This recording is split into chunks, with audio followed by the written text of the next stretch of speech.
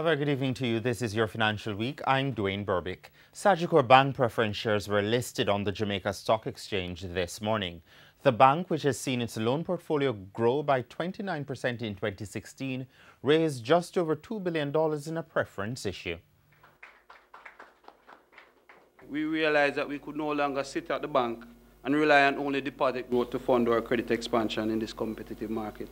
As such, we expanded our options to include quasi-debt and have issued these preference shares.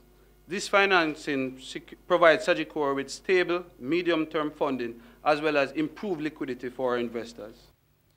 The Jamaican dollar preference share issue has two tranches, one maturing September next year at 7.7% interest and the other with a coupon rate of 8.25% maturing in March 2020.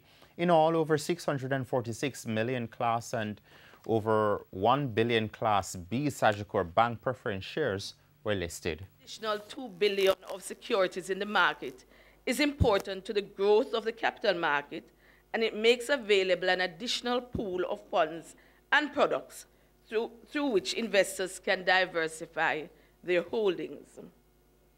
Since the start of the year, Sagicor Bank is the fourth company to list its preference shares and the fifth company to list on the main market. So it's in a sense, it's our 5 in 4. This increases the number of listed companies to 35 and the total securities to 46.